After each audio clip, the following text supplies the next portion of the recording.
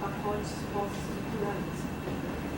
E aí tem um conjunto de heranças e tal, e nessa discussão do teatro pós-dramático, essas questões isso também envolve questões de linguagem, tanto tem a ver com heranças, tanto da filosofia quanto, né, de outros campos. Eu queria que você me dissesse um pouco, porque são muitas características, né?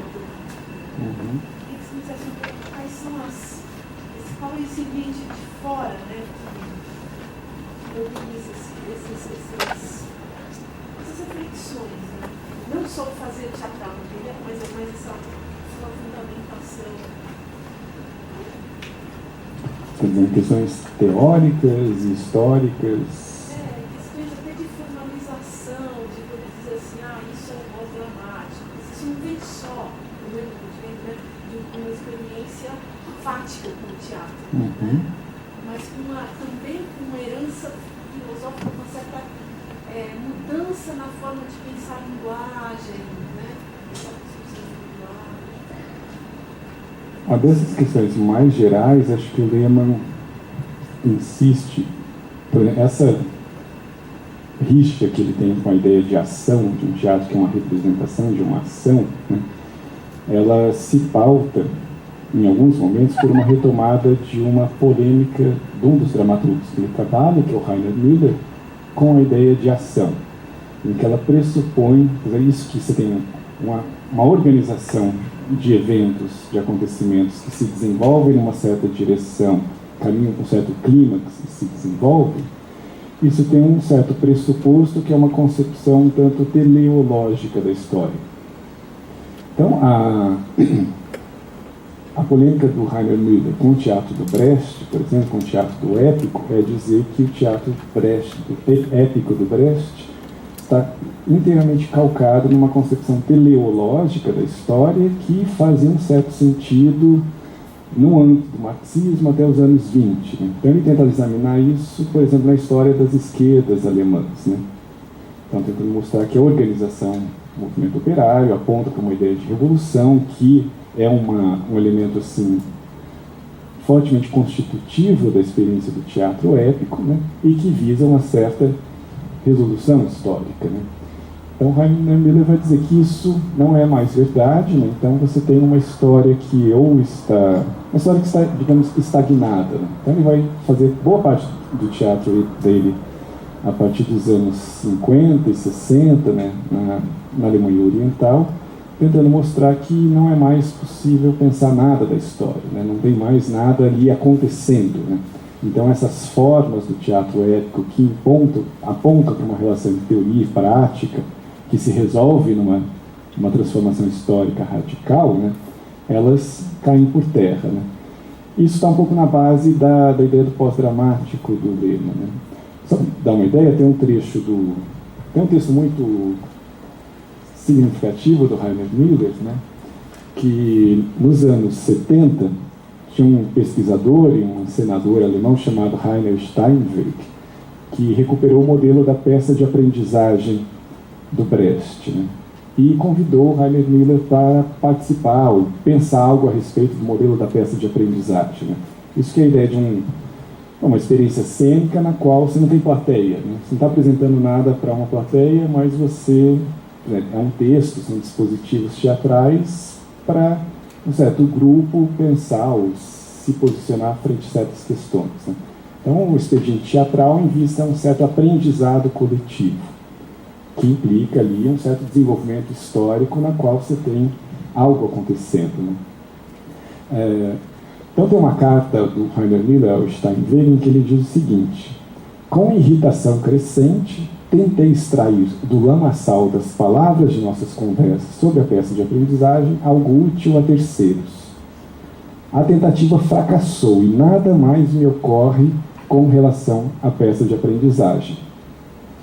Uma partidária de Brecht me disse em 1957 contra a Correção. Correção é uma peça do Müller anterior, dizendo que minhas narrativas não se dirigiam a ninguém. O que é o contrário do teatro épico, no qual você tem um público interessado nas mesmas questões, né? Ou os participantes na peça de aprendizagem que têm esse interesse em comum. Né? Então, o que não tem a quem se dirigir não pode ser encenado. Agora, em 1977, né, escrevendo para o Steinweg, eu conheço meu público menos do que outrora. Hoje, mais do que em 57, as peças são escritas para o teatro e não para o público. Ou seja, é um aparelho que se autorreproduz sem conexão com as questões históricas, né? Então, a ideia do Brecht, você não alimenta o aparelho sem transformá-lo. Então, a questão, você faz peças de repertório para alimentar uma máquina que tem um espaço próprio na vida social, mas isso corre por conta própria, né? Então, ele diz, não vou ficar fazendo figa para que surja uma situação revolucionária. Não vou ficar fazendo figa para que surja uma situação revolucionária. Mas teoria sem base não é o meu métier. Não sou do tipo filósofo que não precisa de fundamento para pensar. Também não sou arqueólogo e penso que devemos nos despedir da peça de aprendizagem até o próximo terremoto. O fim dos tempos cristão de a medida, está dizendo, há um desígnio histórico sustentando a ideia de teatro épico e da peça de aprendizagem. Então, o fim dos tempos cristão de a medida já passou. A história adiou o processo nas ruas, os corais ensaiados também já não cantam mais. O humanismo só aparece ainda como terrorismo. O coquetel Molotov é a última experiência formativa burguesa. E o que resta? São textos solitários esperando pela história. Você tem uma história que não existe mais, não tem mais progresso histórico nenhum, né? Isso é um elemento muito forte do teatro épico do Brecht, né? Depois o Miller vai dizer, escrevi essa carta, não é para levar tão a sério, né? Então, nos anos 80 ele diz, alguma coisa parece que começa a se mexer. Então, é um momento, talvez, de retomada da peça de aprendizagem. Aí, nos anos 90, né, ele vira um encenador assim, muito constante, né? Então ele vai retomar várias peças anteriores dele e encenar, por exemplo, com um conjunto de fragmentos do Brecht chamado Material Faxer, que ele vai dizer que é o momento, são os textos do Brecht, o Brecht que, de fato, se contestou, se permitiu colocar à prova os pressupostos do próprio trabalho teatral. E na condição de fragmento, né, ou seja, sem uma ação por trás encadeando os eventos, né, ele se torna apto para produzir diferentes versões do problema que está ali colocado. E o problema, assim, é um problema da esquerda, né, de uma certa dissolução da esquerda em função de um elemento anarquista ou um elemento extremamente disciplinador, né, que é a questão que está no Faxer, né? Então ele vai dizer, se você faz montagens com fragmentos desses textos com o intuito de confrontar uma certa plateia. Então o que se tem ali é um esforço de combate contra uma plateia. Ele vai dizer, o drama não está mais no palco, o drama é o palco e a plateia, contra a plateia, relativizando. Claro que está pensando, ele está ensinando para a classe dominante alemã, né, que restou assim, de uma classe dominante alemã anterior à queda do muro, né? Então, nesse sentido, você tem variações em relação à posição sobre a ação que estão calcadas numa certa compreensão mais histórica geral, né? Acho que o que o Lehmann faz é, digamos, suavizar um pouco essa inscrição histórica do debate do Miller com o Brecht, né? E pegar, como não tem mais conflito histórico propriamente dito, num sentido forte, né, que envolve embate, seja do plano individual, seja do plano histórico de coletivos, né, você tem teatros que viram peças nas quais os traços formais principais são ou monólogos ou coros, né? Não tem mais conflito, né? Não tem mais conflito entre personagens ou entre grupos de personagens, né? Então é um teatro às vezes de um sujeito automatizado ou de um coletivo automatizado que não tem mais nenhum ponto de embate. Então, assim, do ponto de vista de uma certa estilização da questão de questões tradicionais, né, vai aparecer no pós-dramático nesse sentido, um declínio do intersubjetivo e uma ênfase no monólogo e no coro, né. É claro, assim, ele faz uma leitura que às vezes é um pouco... Se você, por exemplo, tem uma peça do Miller, que chama Mauser, que é uma reformulação da medida do Brecht. Então, no Brecht você tem um coro que é uma certa instância que permite verificar a correção ou não da medida tomada. Ou seja, se foi certo ou não matar o jovem camarada. Né?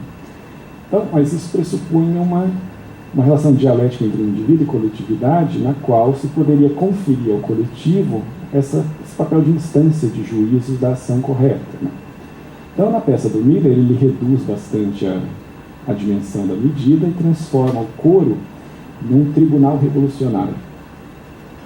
Então, e o único personagem é um carrasco, tem dois carrascos, né? Mas o que importa é o segundo, né? Que ele mata em nome da revolução, ele mata os inimigos da revolução. E há uma identidade entre ele enquanto indivíduo e essa função histórica. Tem uma questão que está em várias peças do Miller, que é uma identidade entre função e funcionário, para caracterizar o autoritarismo, assim, num estado do leste europeu. Né?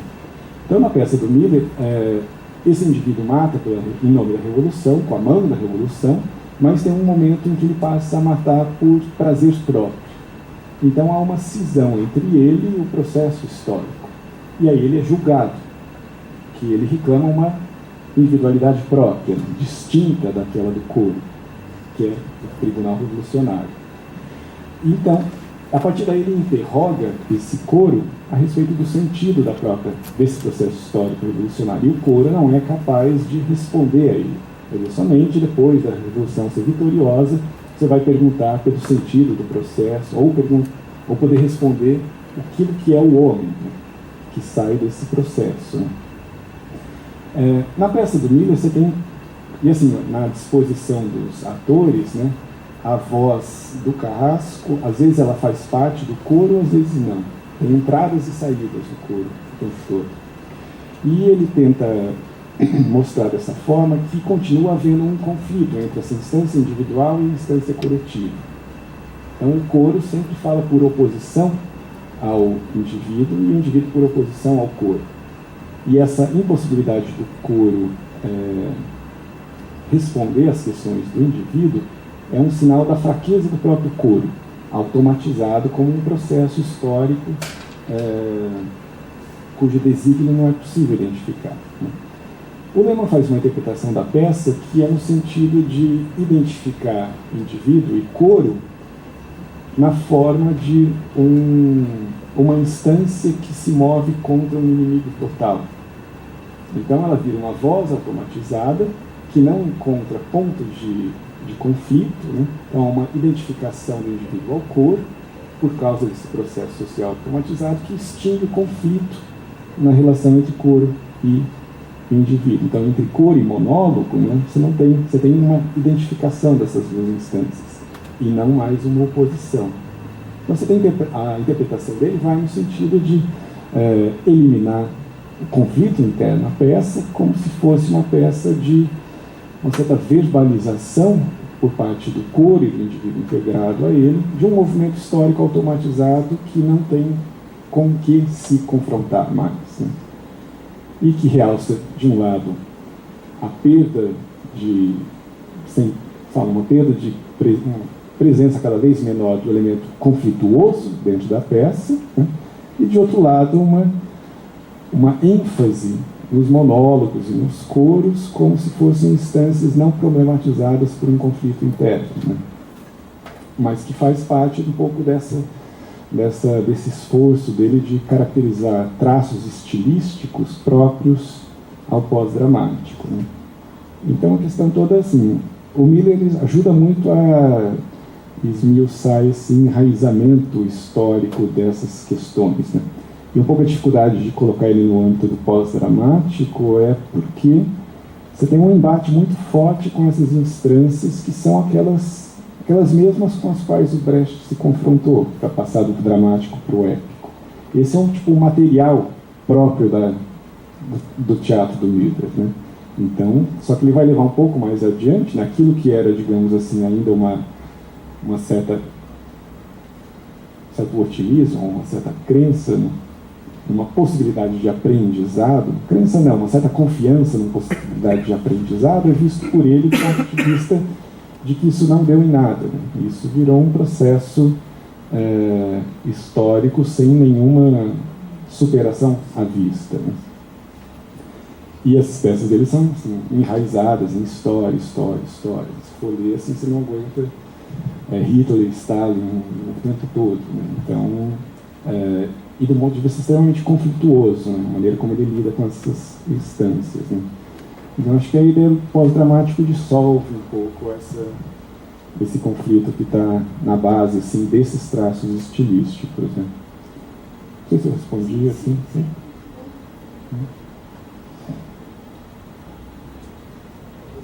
Você fiquei pensando esse diagnóstico do drama, a própria noção de pós-dramática, que você fez essa crítica pelo fato de que ela é baseada numa noção de drama restrita, né?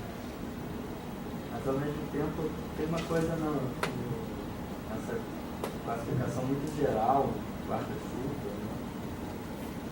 E eu não sei, eu acho um pouco contraditório, assim, porque ele tenta dar uma definição muito geral de drama, que serve para qualquer tipo de drama, e depois, quando ele analisa os casos particulares e dá exemplos, você acaba percebendo que nesses casos muitas vezes tem relações diferentes e gradações diferentes do uso do dramático ainda naqueles casos. Então seria como que uma tendência geral que é o pós-dramático, mas que nos casos específicos tem relações com o drama. E aí eu fiquei pensando isso um pouco porque como você baseou muito a sua fala nessas diferentes noções de drama e na questão da definição do drama, porque sei lá, os homens têm essa necessidade de chamar de drama absoluto, de falar do drama moderno, da tentativa de salvação do drama. Então, a noção de drama tem uma abrangência, assim, e muitas vezes é necessário impor restrições a ela. Mesmo quando o Adorno fala, não há mais drama no sentido tradicional. Então, mas aí tem o drama virou outra coisa. Então, não sei, porque aí quando você vai analisar os casos específicos, mesmo o que você mostrou, o Abu Wilson, depois seria o grande exemplo do pós-dramático, mas depois ele faz o Hamlet. Como é que você vai explicar isso? Então, tem problemas assim, o livro, o teatro pós-dramático, ele tem um caráter de teoria no sentido forte do termo, né? Porque acho que tem dois aspectos do livro. Um que é muito fragmentário, na qual ele vai pensando, né? Grupos teatrais específicos que ele viu, traços estilísticos que caracterizam cada um deles, tais e tais encenadores, né? De um lado. Então parece que ele está falando de uma experiência muito circunscrita, para a qual essa tradição do drama não é, assim, uma questão central, né? As coisas do Bob Wilson, que esses dois vídeos, pelo menos, né, mostram que está meio à margem de uma certa tradição dramática, né? Não é um estado que superou o anterior, que conserva, não tem esse modelo assim, de etapas históricas, né, que a ideia do pós-dramático remete, né? Então, e as análises dele são muito pontuais, ele tem um bom olho para identificar determinadas questões, faz boas análises particulares e ensaios específicos, né? O problema é quando ele tenta conceituar isso com a ideia do pós-dramático, né? E aí não é só uma armadilha do nome, né? Ele vai tentar desenvolver um pouco isso, né? Então mostrar como você tem uma ideia de drama por trás que não é mais o caso, né?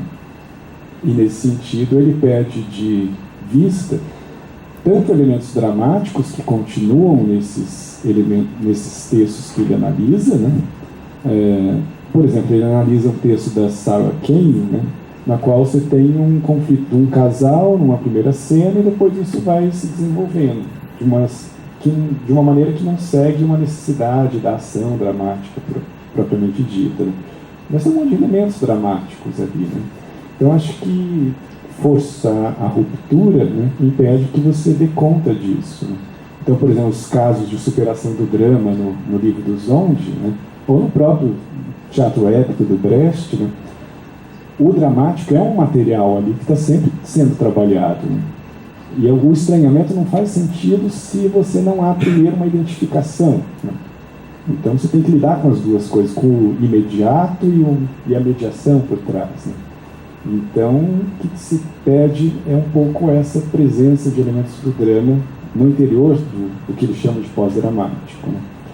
E de outro lado, ele não enfatiza uma tradição de encenadores, de reflexão e exercício da prática de encenação que é muito anterior, né?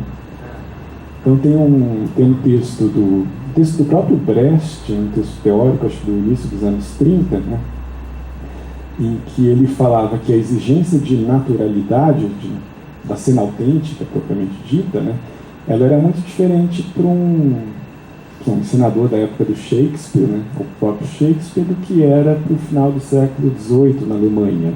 Porque você tem uma transformação de recursos técnicos que alteram a relação do espetáculo com essa exigência de naturalidade.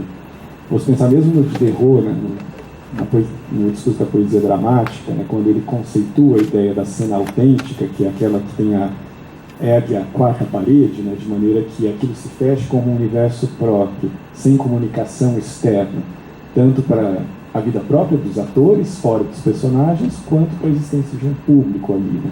Você tem recursos de ordem de encenação, né, que estão ali na constituição do drama português, né? Isso vai se acentuar muito no século XIX, no início do século XX, né? Então o trabalho, toda a crítica que o Brecht vai fazer ao sistema dos Stanislavski, né, você tem 1000 exemplos assim, né? Então ele não faz justiça a isso, né? E quando ele fala do Brecht, é só o escritor de peças, né? Você tem uma quantidade de técnicas de encenação, de reflexão sobre encenação que não é revalorizada também, né? Então, aí é difícil, né? Só que nos próprios textos o Lehmann, às vezes, por exemplo, ele tem esse livro de ensaios, né? Escritura política no texto teatral, aí são textos sobre ou encenadores ou dramaturgos específicos, né? E essa é a posterior,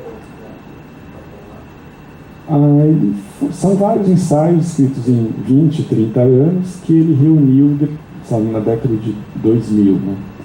E as análises dele mostram muito mais do que o livro do pós-dramático, né?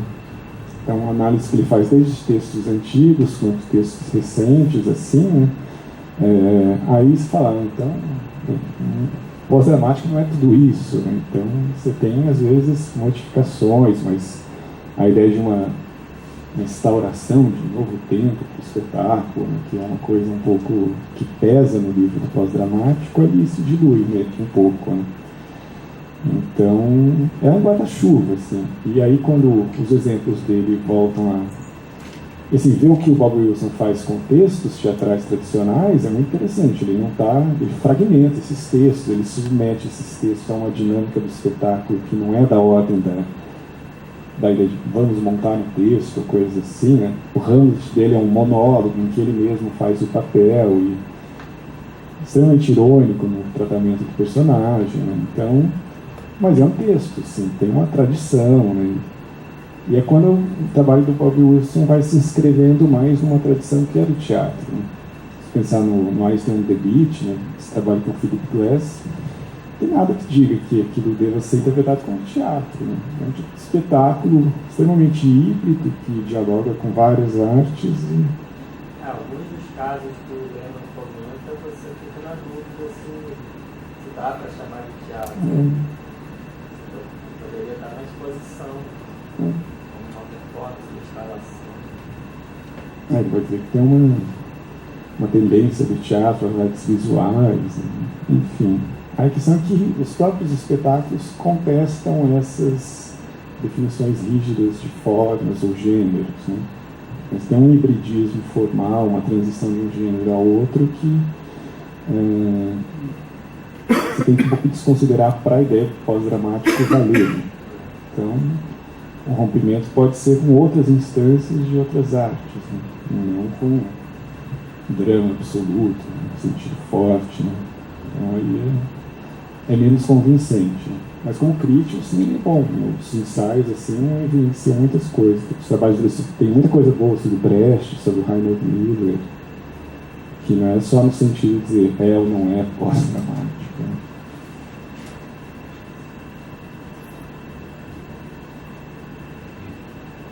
Quando você fala do teatro pós-dramático, dá uma impressão que o Lehmann está querendo entender um espaço novo. Ele quer teorizar sobre algo que está mudando e não sabe o que é.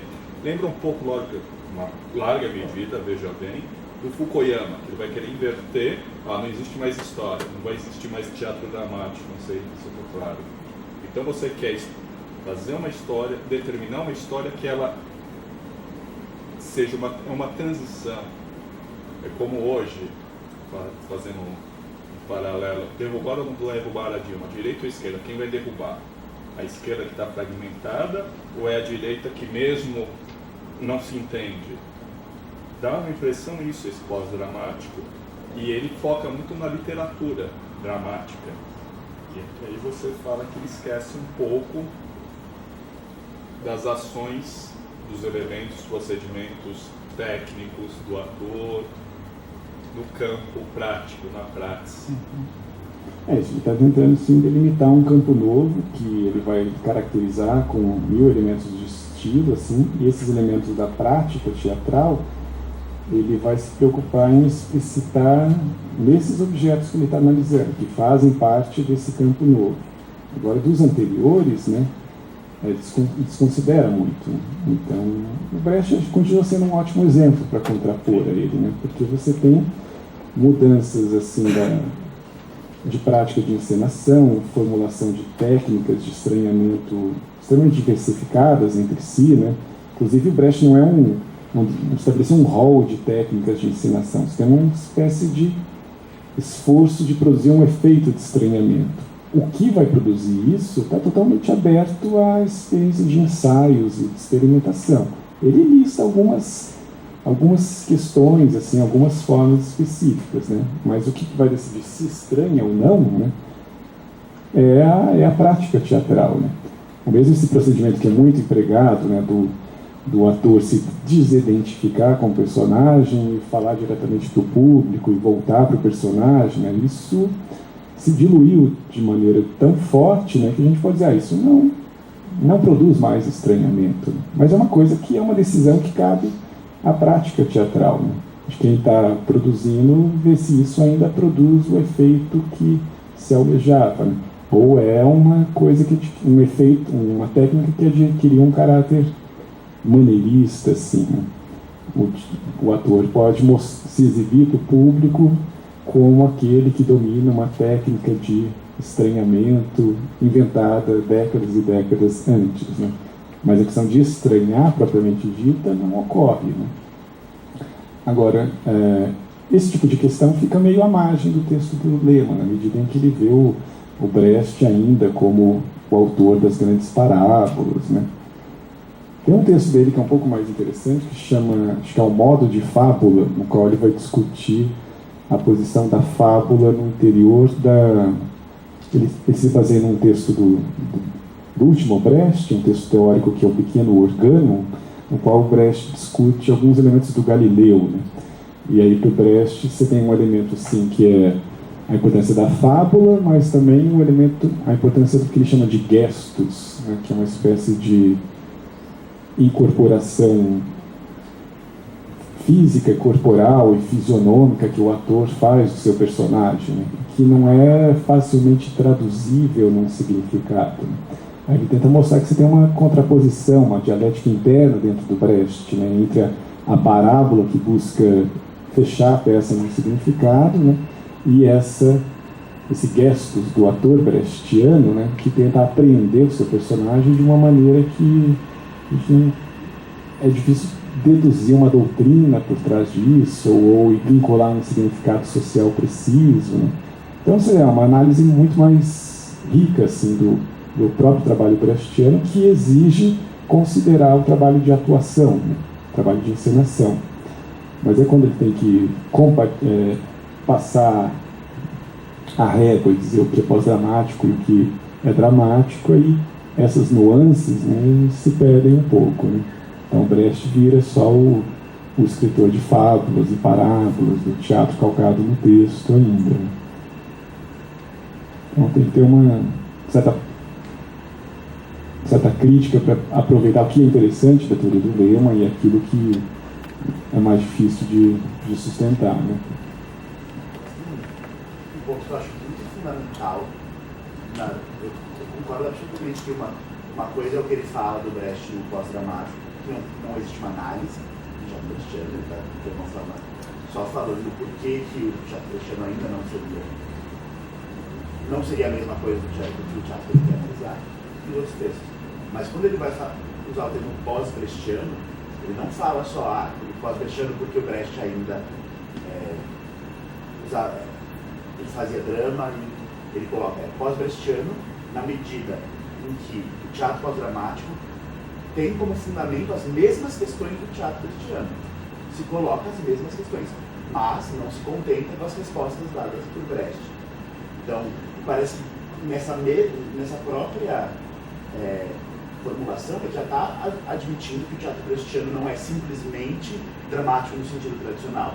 Ele entende que o teatro brechtiano já está se colocando um questionamento radical sobre o drama, mas a resposta do Brecht, de fato, não dá conta da resposta do Bob Wilson, por motivos históricos, tipo o desenvolvimento do que foi a história do teatro. Então me parece que, de alguma forma, ele não está achando que o Brecht faz drama tradicional, ou que o Brecht não está se colocando essas questões para além da forma dramática textual. Não, acho que sim. Pelo que ele vai dizer que há um lido à luz do pós-dramático, Brecht, talvez ao contrário dele mesmo, que se poderia supor, acaba se revelando digamos, aquele que resguarda o elemento mais tradicional da tradição teatral, né, que é a fábula, né? Então, apesar de todas as questões que apontariam para uma superação do elemento dramático em direção ao épico, ele vai dizer, no final das contas, você tem um defensor, talvez o defensor mais aguerrido do elemento da fábula, né? Porque os elementos pedagógicos, didáticos, esclarecedores do teatro não... existe, é tenso. É tenso. E ele admite isso. Se você pega outra coisa que o Lema adora citar, que é quando o Rainer Miller fala que o Bob Wilson foi o melhor realizador do projeto brechtiano. Quer dizer, se o Lema parece concordar com isso, não parece, uma vez que ele usa isso produtivamente, quer dizer, ele já está admitindo novamente que em Brecht já tinham uma tensão, uma flash em direção ao pós-dramático e a separação total dos elementos, que é o que o Rainer Miller vai falar, porque o Bob Wilson seria brechtiano. Então, acho que o tempo todo, na verdade, o Lema está jogando com essa dupla consciência, que é o Brecht, sim, está nesse ponto em que, se ele vai um pouquinho mais, ele de fato vira pós-dramático. Como historicamente isso talvez não fosse concebível, tanto mais ele se agarra ao drama. Talvez esse defensor aguerrido do drama seja justamente aquele que está levando o drama às últimas consequências e ele tanto mais defende porque tanto mais ataca do outro lado. Acho que talvez porque acho que quando ele diz um pouquinho mais, eu acho que aí na maneira como ele vê o Brecht teria que dar um passo bem maior, assim. Quando o Miller fala do Wilson como alguém que realizou, ele está pensando, no Bob Wilson tem uma separação de elementos, né, que é um certo ideal da encenação brechtiana. Acho que você não tem uma fusão em que um elemento apoia o outro, mas você consiga ver todos eles de maneira autônoma, né? Você tem um ator, você tem músicos, você tem iluminação, todos eles são explicitados pela forma de encenação. E quando ele fala num texto que eu li, que no Bob Wilson você não tem uma hierarquização de elementos, ou eles se mostram de maneira separada, né? Acho que é um princípio da ideia do teatro épico, né? Então aí ele vai dizer, mas o Brecht manteve o elemento unificador, né? Tipo, o racionalismo brechtiano, né? Pesou demais e não deixou que esse princípio da separação de elementos provocasse a fragmentação que poderia provocar. Né? Você tem que manter as coisas juntas. E quem mantém as coisas juntas é a fábula. Né? Parece escrever adequadamente no teatro brechtiano.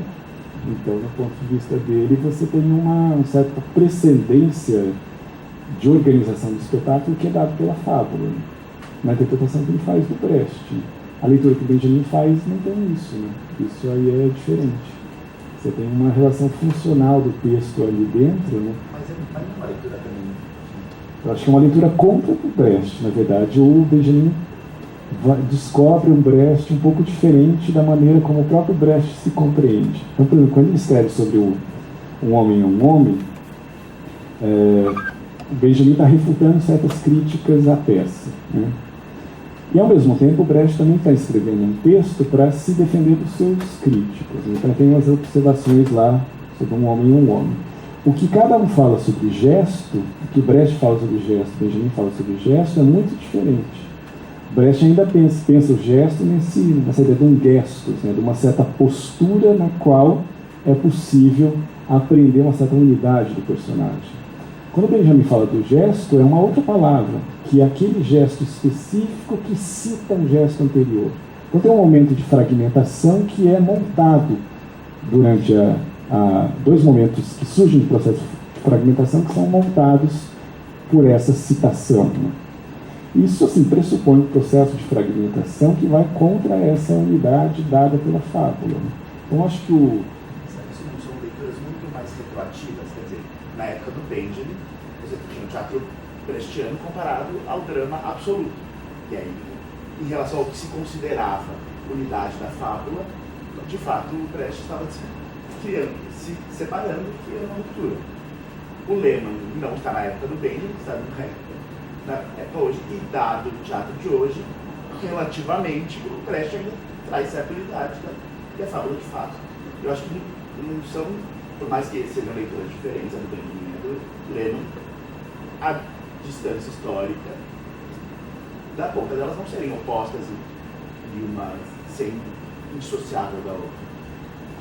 Não, indissociável. não, tem uma distância histórica que tem uma função, sim, em função do qual, em relação ao que você está contrastando, o teatro é.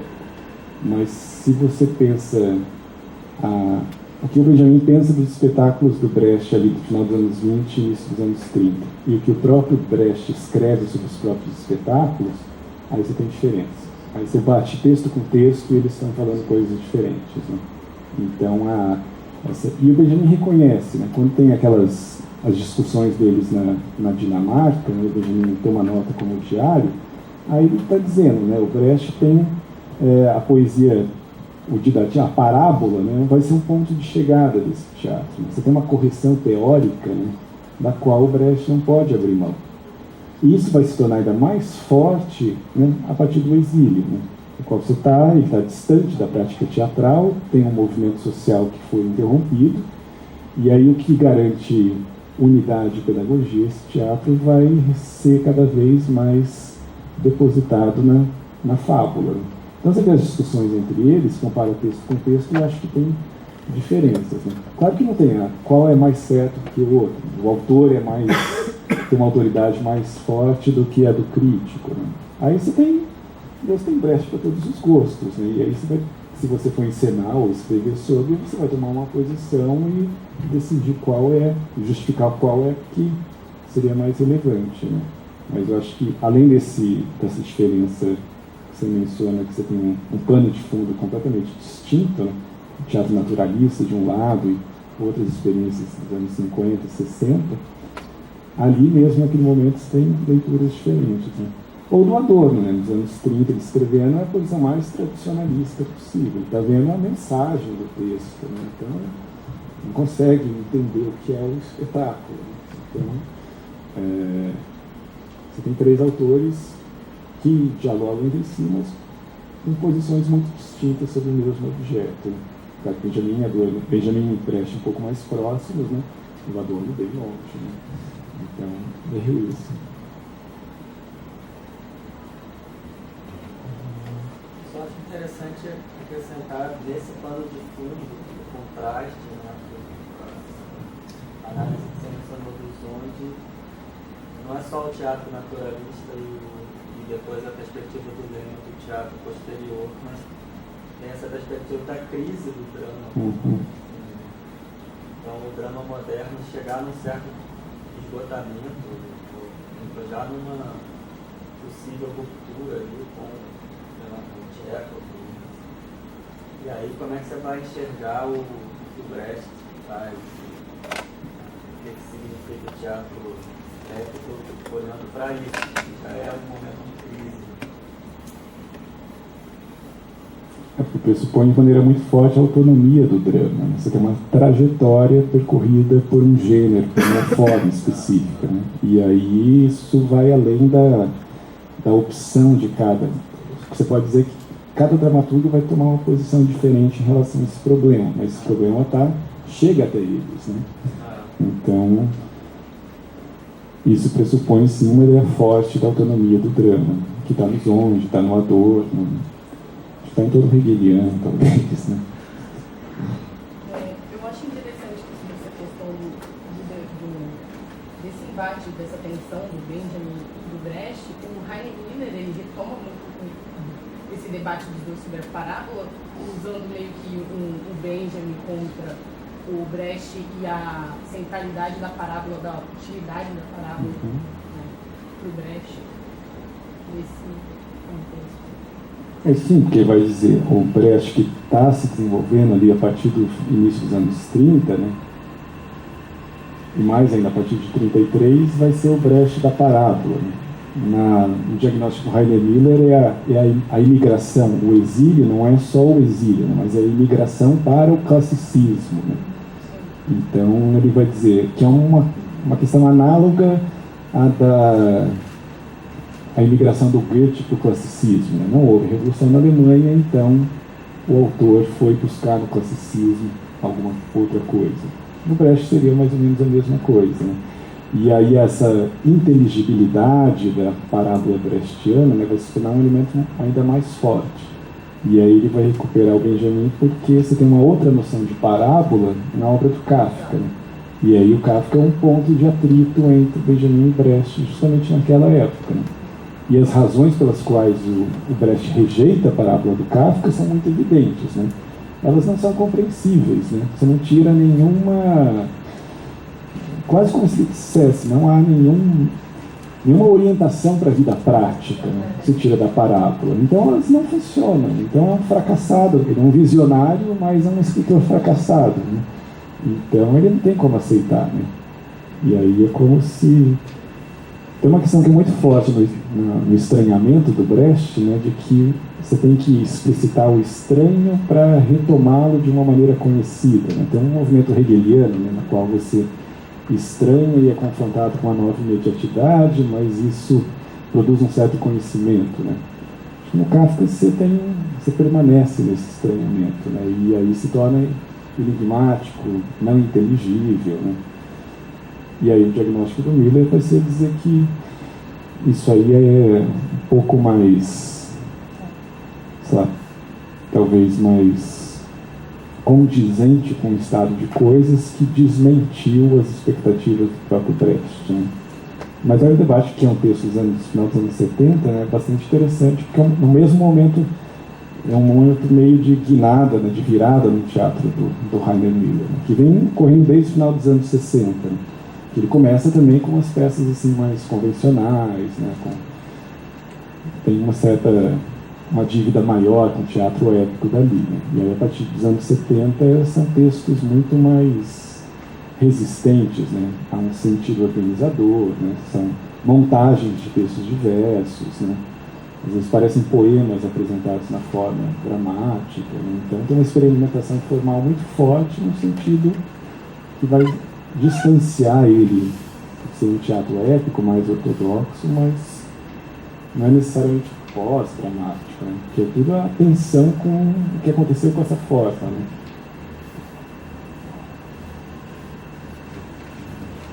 Aí você falou do estranhamento.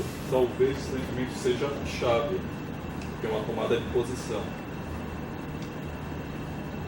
Quando você coloca elementos tecnológicos no palco, às vezes me dá a impressão que, em vez de distanciar, você aproxima tanto que você não sai mais dessa ratoeira, desse labirinto. Porque é muito conhecido como a morte não causa mais espanto, como o Titãs fala. Ou seja, é tão próximo, mas tão próximo que não tem mais. Você não tem uma polarização. Hegel, né, fica rodando e a gente não sai. Talvez esse pós-dramático, por exemplo, fale, seja esse labirinto que não sai mais. Você roda, vai e volta e sempre no mesmo lugar. Falta talvez um posicionamento. Ou seja, não sei. Quando você fala do Bob Wilson é legal, tá? Você vê as peças, é bacana, só que uma hora parece conto infantil. Eu vi, conheço, entrei, mas não saio mais. Mas aí tem uma diferença em relação ao papel da técnica. Sim, claro. Isso já, nos próprios textos dos anos 20, né, você tem de fato uma transformação técnica, um avanço técnico, um progresso técnico muito forte no meio teatral, com o intuito de fortalecer a ilusão de que aquilo é real. Então, desenvolvimentos de iluminação, de várias ordens, né? E, assim, desenvolvimento tecnológico no cinema, até hoje, é sempre no sentido de tornar mais real, de fazer, como o Miller fala naquele texto sobre o Bob Wilson, né? De que a imagem possa substituir a realidade. E quanto mais próxima ela for da realidade, mais fácil ela vai substituir, né? Então, a ideia do 3D, né, que está na conversa entre os dois, né, é a ilusão total. É o máximo de tecnologia, mas é a ilusão total. O que o Benjamin vai dizer sobre a introdução da tecnologia no teatro não é nesse sentido. Ele dizer, vai ser um teatro, digamos que um teatro da pobreza, por assim dizer, uma redução a elementos mínimos, mas a tecnologia vai entrar por meio da incorporação daquilo que eles consideravam a técnica mais avançada no âmbito artístico, que seriam as técnicas de montagem, tanto no cinema, no rádio, na fotomontagem, né, que trazidas para o teatro tem um efeito anti-ilusionista. Então é uma técnica avançada, mas no sentido contrário. Aí a questão de se tem aspectos assim, talvez dos mais recentes ainda do trabalho do Bob Wilson, que você pode dizer que aquilo é bonito demais, aquilo é encantador demais, né? Mas ao mesmo tempo tem um certo estranhamento do ponto de vista de ainda apresentar personagens como autônomos, ou mesmo quando ele está encenando textos, de você ter várias camadas de eventos acontecendo ali que dificultam uma certa sintetização. Então acho que esses elementos ainda provocam uma certa pergunta no espectador, né, a respeito do que ele está vendo, né? Qual que é o sentido daquilo. Então isso é tipo a última que ele montou em São Paulo, que se chamava, acho que é A Velha, né? Com o Baryshnikov e o William Dafoe. Ele pegava um texto de um surrealista russo dos anos 20, 30 e fragmentava o texto inteiro, né? Se você tivesse lido antes, você conseguia reconstituir o que eles estavam fazendo naquele momento. Mas sem a leitura prévia do texto organizado, né, você tem blocos de textos ali que estão em diálogo com outros elementos, né? Com a movimentação de um bailarino, com aquela cenografia extremamente sofisticada, com trabalho de luz, né? Então é difícil dizer, sintetizar aqueles elementos e dizer, isso quer dizer isso. Você pode, digamos, ficar encantado com aquilo que resiste a ser traduzível em palavras, né? Que é um risco, sim, dessa ênfase no imagético que tem no teatro dele, né? Mas aí de espetáculo para espetáculo, às vezes alguns são mais bem-sucedidos em ainda fornecer um certo estranhamento por técnicas que, e aí nesse sentido, é um herdeiro do teatro épico, né? E outros na qual talvez o elemento assim, mais encantador, mais uma certa, um conto de fadas, né? Que pode predominar, né? E aí são sucessos diferentes em espetáculos distintos, né? Tem que ver caso a caso qual que sei lá, avaliar, né, cada um deles. Que a gente já tem uma sociedade já fragmentada em pensamento hoje. Se você olha até historicamente, se você vai até os anos 70, você sabia quem é A ou B. Hoje não tem A ou B, é tudo misturado, é junto e misturado. Mas depende, o Brecht vai dizer que isso já acontece nos anos 20, né? No Fartzer, né? Tem uma potência maior. Então, que você tem, quem é o seu inimigo? É muito mais claro, mesmo lá nos anos 20, 30, você sabe, o seu inimigo hoje foi seu aliado amanhã, ontem, que vai ser seu aliado novamente. Não sei se eu estou claro. A gente tem uma história meio, não é? Estranha, né? A história é mais estranha às vezes do que o próprio teatro hoje. Pode ser.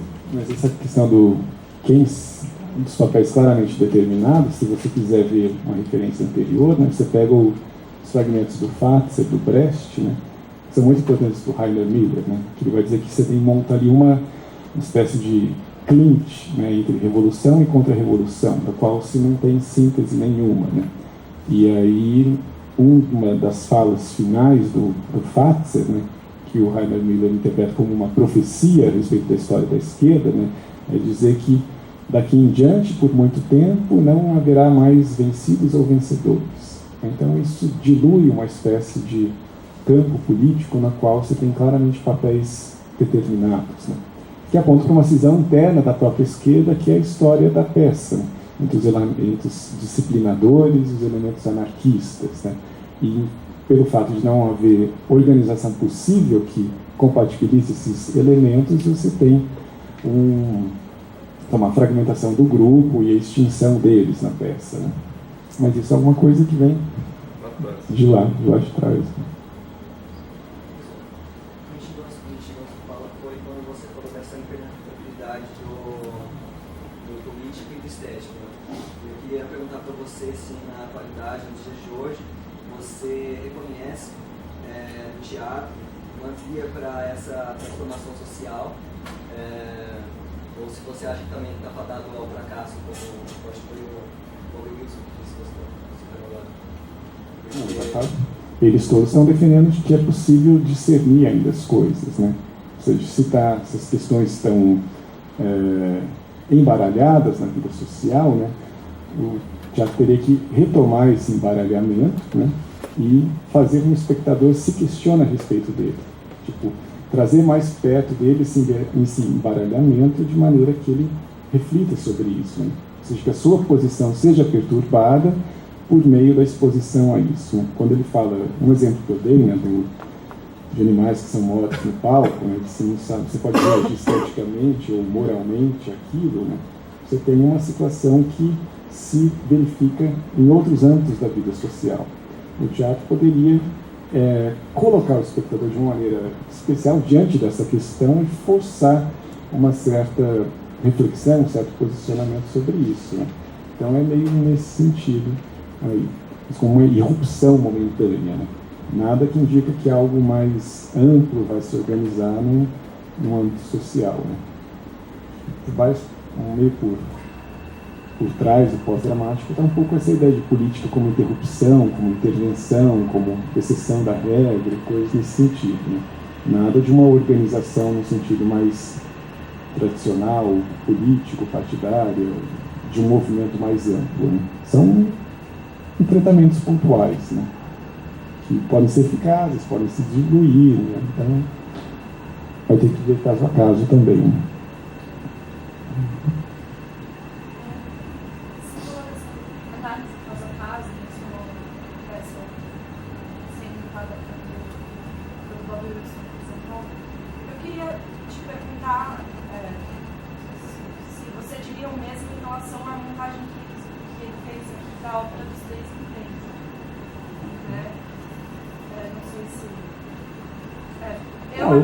Eu acho muito boa, na verdade. Eu acho que o pessoal do teatro épico acha isso pura estetização e tal.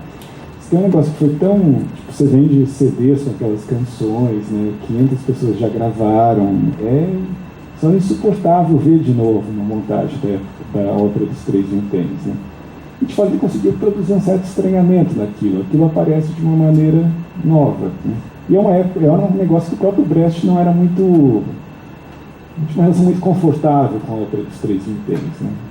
De um certo lado, foi muito bom para ele, porque tornou ele um homem rico e ele teve uma vida confortável no exílio, né? Mas, de outro lado, aqueles que deveriam ser objetos da sátira gostaram muito, né? Então, a burguesia, que devia ser sentida atacada nos seus preconceitos morais, né? A organização dos mendigos, da mendicância, né? Nada disso foi feito planejado, né? Então, quando Bob Wilson fragmenta também o texto, né, o lugar das canções muda, né? Então ele não está seguindo à risca o texto do Brecht, né? Colocando aquilo com traços fortemente expressionistas, né? Fragmentando a ação também. Você tem esse escalonamento do palco também, então tem aquilo que o Lehmann fala de várias listras, né? Na qual você tem dimensões ocorrendo em momentos diferentes, né? Simultaneamente colocados, né? Ele utiliza aquilo na ópera dos Três Vinténs também, né? Então, assim, diante de um texto que extremamente batido, extremamente óbvio, que se tornou muito óbvio, muito imediato, né? Ele provoca um certo estranhamento, né? Então, nesse sentido, é positivo. Eu achei muito boa, na verdade.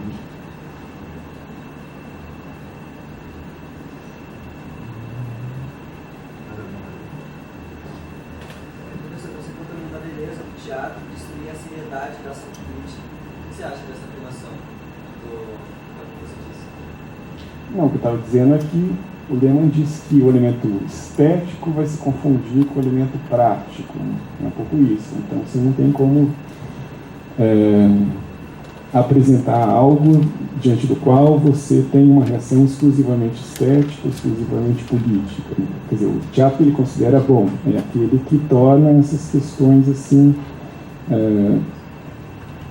difíceis de discernir, né? Portanto, provoca uma reação difícil de dizer se é exclusivamente estética, exclusivamente moral, que perturba a posição do espectador, né?